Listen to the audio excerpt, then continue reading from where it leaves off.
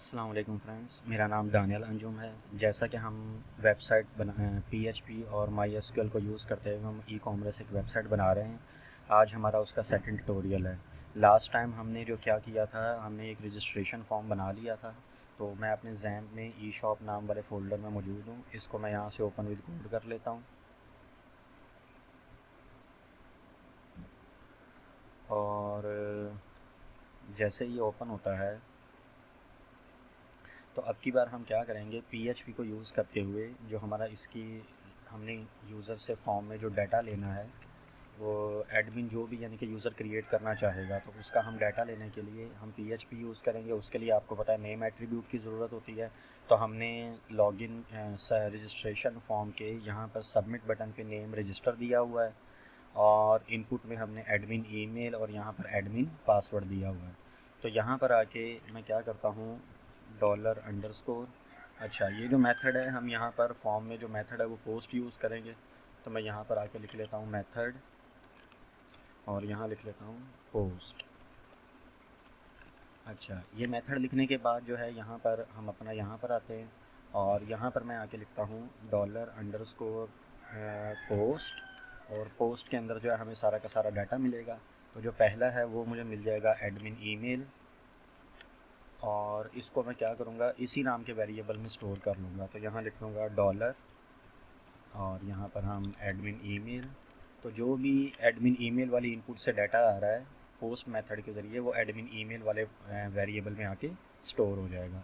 इसी तरह इसको डुप्लीकेट कर लेते हैं और यहाँ से जो एडमिन पासवर्ड वाला आ रहा है वो एडमिन पासवर्ड वाले फ़ोल्डर के अंदर यहाँ पर आके स्टोर हो जाएगा। और इसको हम एक बार यहाँ से आके इको करवा लेते हैं। तो इको मैं dollar admin email dot dollar admin pass लिख लेता हूँ मैं यहाँ पे। तो जैसे ही मैंने ये एडमिन ईमेल और एडमिन पासवर्ड लिखा, इसको हम एक बार चला के चेक कर लेते हैं। अपना जैम्प ऑन कर लेता हूँ मैं।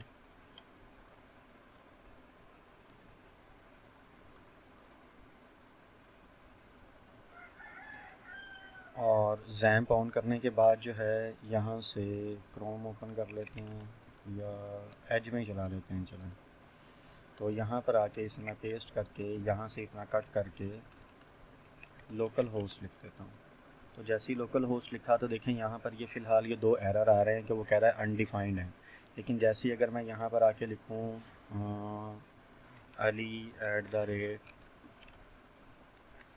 ali@gmail.com और यहाँ कोई अली पासवर्ड और 12345 लिख देता हूँ। जैसे ही रजिस्टर किया तो देखें हमें ये ali@gmail.com भी मिल रहा है और आगे हमें पासवर्ड भी मिल रहा है। तो वो जो फ़र्स्ट टाइम हमें यहाँ पर एरर आता है ये नहीं आना चाहिए। तो इस एरर को दूर करने के लिए आप क्या करें, ये सारा का सारा कट कर लें और यहाँ पर इफ़ में लिखें इफ़ इज़ सेट। अच्छा, और डॉलर अंडरस्कोर पोस्ट और यहाँ पर हम अपना ये वाला रजिस्टर वाला नाम दे देंगे कि अगर तो रजिस्टर यानी कि यहाँ पर बटन पे क्लिक होगा तो यहाँ पर जो है ना ग्लोबल पोस्ट जो ग्लोबल वेरिएबल है उसके अंदर यहाँ पर ये रजिस्टर नाम का वेरिएबल सेट हो जाएगा। तो मैं कहता हूँ अगर रजिस्टर नाम का वेरिएबल सेट है तो ये वाले वेरिएबल बनाओ और फिर इन वेरिएबल से इनपुट में जाके डाटा गेट कर लो। तो अब अगर मैं आके यहाँ पर रिफ़्रेश करता हूँ तो आप देखिए मुझे वो एरर नहीं मिलेगा। वो एरर क्यों नहीं मिल रहा है, क्योंकि कंडीशन फाल्स है, इस वक्त ट्रू नहीं है। क्योंकि रजिस्टर बटन पे क्लिक होगा तो वो वेरिएबल सेट होगा और जब वो वेरिएबल सेट होगा तो वो यहाँ से हमें वो वेरिएबल बनेंगे और वो डाटा जो है हमारा क्रिएट होगा। वेरिएबल कौन से बनेंगे, जो ये इफ़ के अंदर है। तो अब यहाँ पर आते हैं हम और यहाँ अब मैं अगर लिखूँ ali@gmail.com और पासवर्ड मैं दे देता हूँ अली। और जैसे ही मैंने रजिस्टर पे क्लिक किया तो देखिए हमें सारा का सारा डाटा मिल रहा है। अब यहाँ से हमें ये कोड करना है कि ये डाटा हमें डाटाबेस में जाके स्टोर करना है। तो यहाँ पर मैं लिखता हूँ लोकल होस्ट /php माई एडमिन। तो मैं अपने डाटाबेस के एडमिन पैनल में आ गया और जितनी देर ये ओपन हो रहा है हम यहाँ पर एक और ओपन कर लेते हैं। इसे क्या हो गया है नेट को।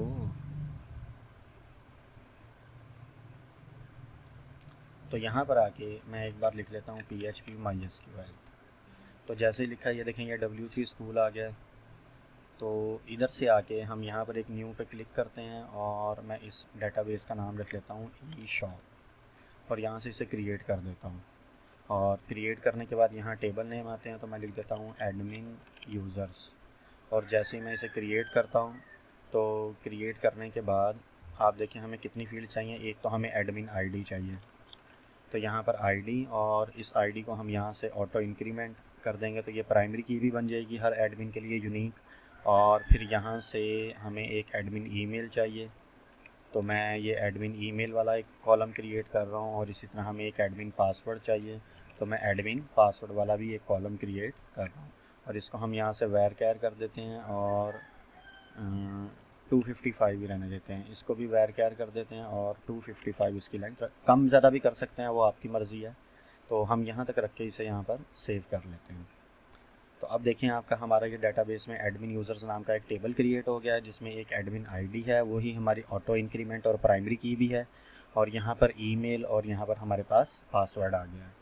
तो अब अगर सबसे पहले डेटाबेस में डाटा स्टोर करने के लिए आपको डेटाबेस में पहले कनेक्शन बनाना पड़ता है। तो अगर जैसे हमने ये वेबसाइट खोल ली थी, आप ये देखें, तो हम यहाँ पर आएंगे तो हमें यहाँ से कनेक्ट वाले पे आ जाना है। तो आप ये कनेक्ट वाले पे क्लिक करेंगे तो यहाँ देखें हमें ना प्रोसीजरल प्रोग्रामिंग यूज़ करना है। तो प्रोसीजरल में आपको क्या चाहिए होता है, एक सर्वर नेम चाहिए होता है, एक यूज़र नेम चाहिए होता है, एक आपको पासवर्ड चाहिए होता है, और ये डेटाबेस के साथ कनेक्शन के लिए हमें ये वेरिएबल यहाँ पे पास कर देने होते हैं। और यहाँ पर चलें इसको पहले कॉपी कर लेते हैं, मैं उधर ही जाके आपको समझाता हूँ। तो यहाँ आके हम इंक्लूड्स में एक और नई फ़ाइल बनाते हैं, dbconfig.php। ये हमने एक फ़ाइल बना ली, इसे यहाँ पर आके पेस्ट कर देते हैं। तो सबसे पहले हमें सर्वर नेम चाहिए होता है, जैम्प में हमारा सर्वर नेम लोकल होस्ट ही होता है। यूज़र नेम जैम्प में हमारा रूट होता है, और जैम्प यूज़ कर रहे हैं तो पासवर्ड हमारा एम्प्टी होता है। और डेटाबेस नेम को मैं यहाँ पर बना लेता हूँ $db नेम। तो हमारी जो डेटाबेस का नाम है वो है ई शॉप। और जैसे ही ये डेटाबेस क्रिएट हो गई, आप यहाँ पर आएँ, इसे कॉपी करें, और इसका जो 4th पैरामीटर होता है ये डीबी नेम। अब ये सारे की सारी इन्फॉर्मेशन जो हमने अपनी डेटाबेस के जैम्प उधर माई एडमिन में थी माई एसक्यूएल की, वो हमने दे दी है। अब ये पीएचपी का एक फंक्शन है माई एसक्यूएल आई कनेक्ट। ये क्या करता है, पीएचपी को डेटाबेस के साथ कनेक्शन में मदद देता है, और ये रिटर्न में ट्रू या फाल्स रिटर्न करेगा। और वो जो ट्रू फाल्स है वो हमारे पास ये $कॉन नाम के वेरिएबल में स्टोर हो जाएगा। तो यहाँ जो हमने ये कंडीशन लिखी है, हमने ये कहा है कि चेक करो अगर कनेक्शन ट्रू नहीं होता। नॉट का मतलब यही है कि कनेक्शन ट्रू है तो ठीक है, और नॉट लगा है तो ट्रू नहीं है।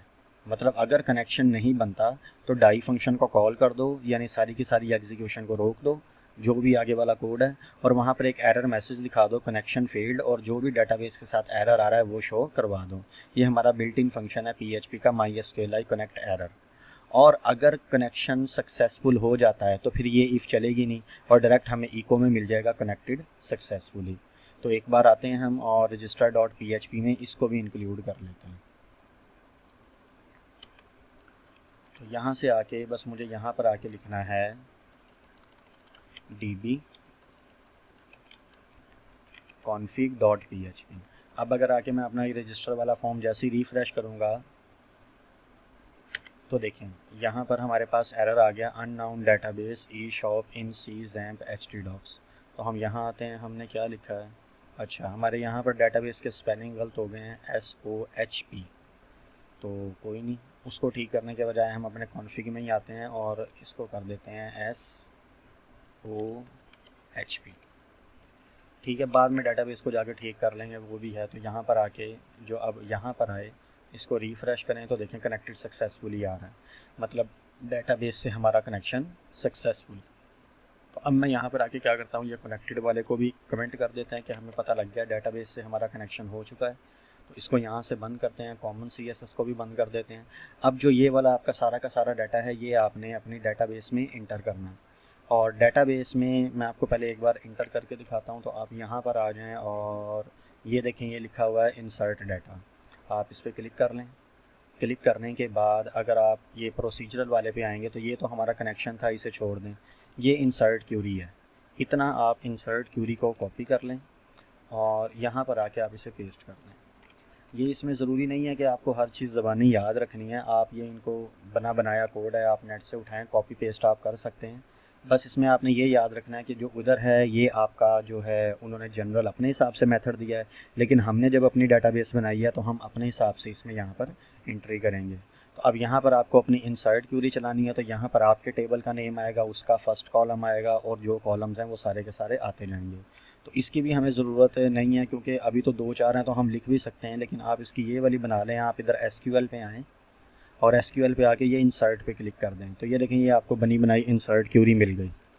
अच्छा, अब इस इंसर्ट क्यूरी में यहाँ पर हमारे पास क्या होगा, ये देखें आपने ये सारा का सारा कोड जो है हटा देना है और ये देखें सिर्फ डबल कोटेशन रह गई है। तो ये बात याद रखनी है, आपने डबल कोटेशन में आके वो क्यूरी पेस्ट कर देनी है।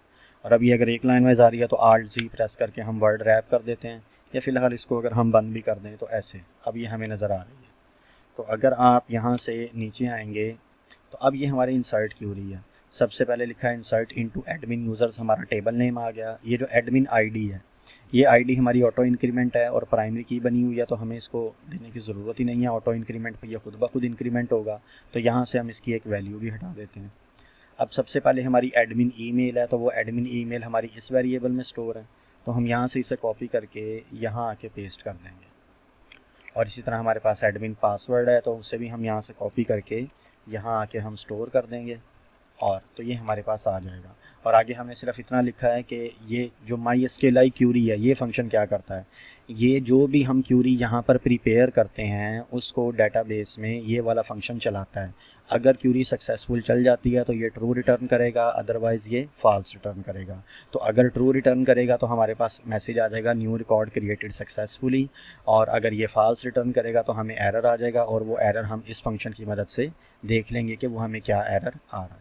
तो एक बार हम यहाँ पर जाते हैं और यहाँ पर आके इस पर ब्राउज़ पे क्लिक कर लेते हैं। आप देखो यहाँ पर फ़िलहाल हमारे पास ये खाली है, तो रजिस्टर यूज़र में एक बार रिफ़्रेश करते हैं। तो यहाँ पर अब अगर मैं लिखूँ ali@gmail.com और फिर यहाँ पर आके हम लिखते हैं अली, पासवर्ड भी मैंने फ़िलहाल अली रख दिया। तो जैसे ही रजिस्टर पे क्लिक करता हूँ तो देखिए यहाँ पर आ गया न्यू रिकॉर्ड क्रिएटेड सक्सेसफुली। और अब अगर आप यहाँ पर आके डेटाबेस को रिफ़्रेश करेंगे तो देखें डेटाबेस में हमारा डाटा आ भी गया, और आईडी हमने नहीं दी थी, ऑटो इंक्रीमेंट था, ऑटोमेटिकली आईडी ऐड हो गई है। लेकिन हम कभी भी अपनी डेटाबेस में जो अपना पासवर्ड वगैरह है, जो हमारी सीक्रेट इन्फो है, वो हम डायरेक्ट स्टोर नहीं करवाते। तो इसको जो है हम एसक्यूएल इंजेक्शन से भी बचाएंगे, तो उसके लिए PHP में हमारे पास MySQLi रियल एस्केप स्ट्रिंग होता है, उसके थ्रू, और दूसरा हम पासवर्ड को इनक्रिप्ट करके भी स्टोर करवाएंगे। तो अब हम देखते हैं हमें वो कैसे करना है। तो मैं यहाँ पर आता हूँ, आपको क्या करना है, जो ये गेट करना है, गेट करने के लिए आप यहाँ पर लिखें MySQLi रियल एस्केप स्ट्रिंग, और यहाँ पर पहला वेरिएबल आपको देना होता है कनेक्शन, तो वो ये $कॉन, और ये कौन कहाँ से आ रहा है, ये डेटाबेस वाली फ़ाइल में जो हमने कनेक्शन बनाया हुआ है। और दूसरा आपको अपना वो पैरामीटर देना होता है इनपुट वाला, तो वो ये आ गया। इसी तरह हमें दूसरा बनाना है, तो इसको भी कट कर लेते हैं, और कट करने के बाद MySQLi रियल एस्केप स्ट्रिंग, और यहाँ पर $कॉन, और यहाँ पर हमारे पास ये वाला वेरिएबल आ जाएगा। तो अब यहाँ पर ये तो सारा का सारा हमारा हो गया, एडमिन ईमेल और पासवर्ड हमने कर लिया। लेकिन पासवर्ड को प्रोटेक्ट करने के लिए मैं यहाँ पर एक और नया वेरिएबल लेता हूँ, मैं लिखूँगा $ENC पास, यानी इनक्रिप्टेड पासवर्ड।